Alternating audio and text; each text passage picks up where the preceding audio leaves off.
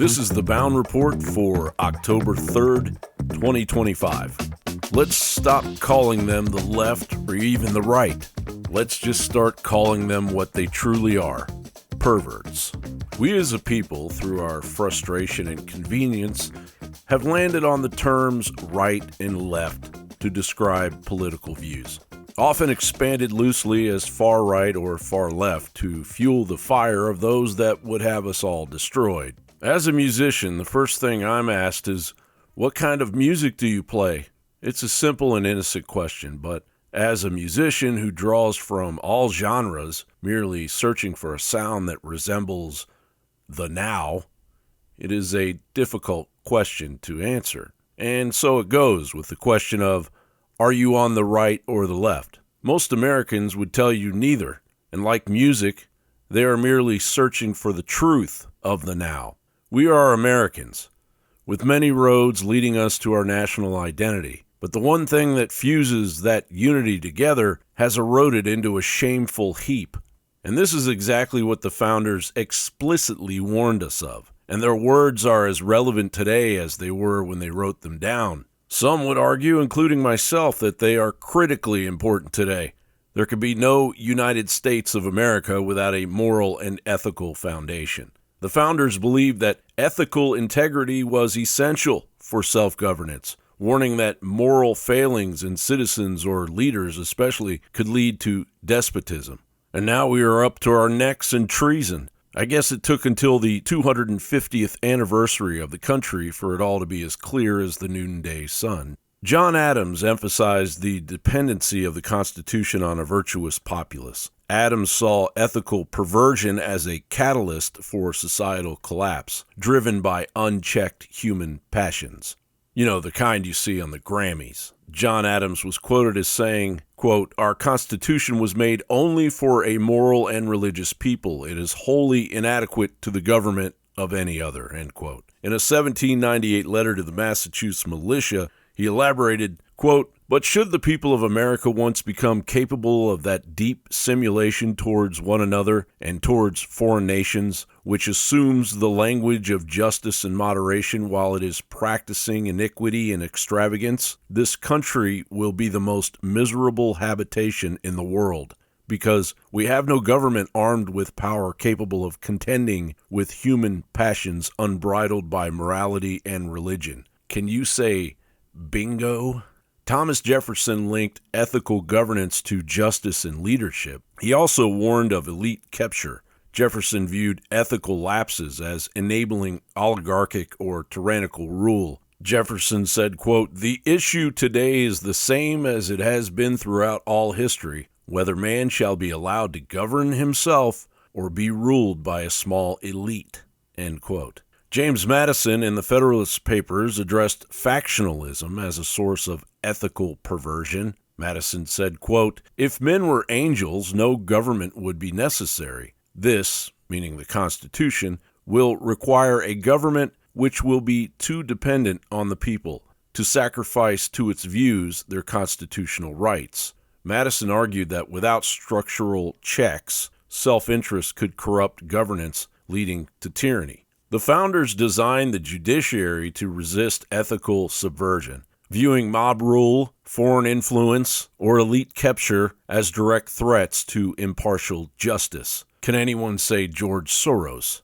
Daniel Webster, reflecting founder principles, warned of the consequences of abandoning moral foundations, underscoring the link between ethical decay and the collapse of just governance. Webster said, quote, "If we and our posterity reject religious instruction and authority, violate the rules of eternal justice, trifle with the injunctions of morality, and recklessly destroy the political constitution which holds us together, no man can tell how sudden a catastrophe may overwhelm us," end quote. Patrick Henry stressed adherence to core principles to preserve justice, saying, quote, "No free government or the blessings of liberty can be preserved to any people but by a firm adherence to justice, moderation, temperance, frugality, and virtue, and by a frequent recurrence to fundamental principles." Patrick Henry would be horrified by the America of today. Henry saw ethical consistency as critical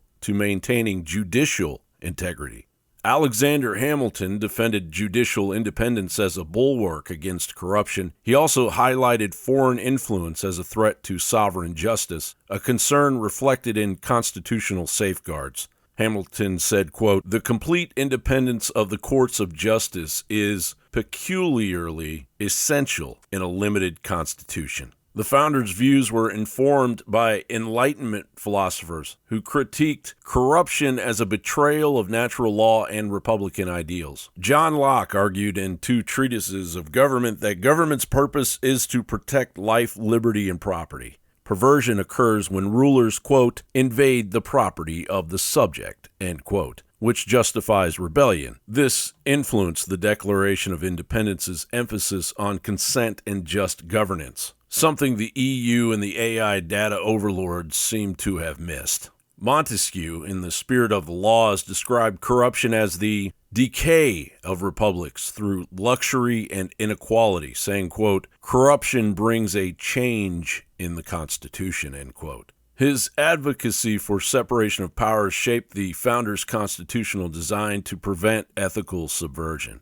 Edmund Burke, admired by conservative founders, linked liberty to moral restraint, saying, quote, "Men are qualified for civil liberty in exact proportion to their disposition to put moral chains upon their appetites, in proportion as their love of justice is above their rapacity," end quote.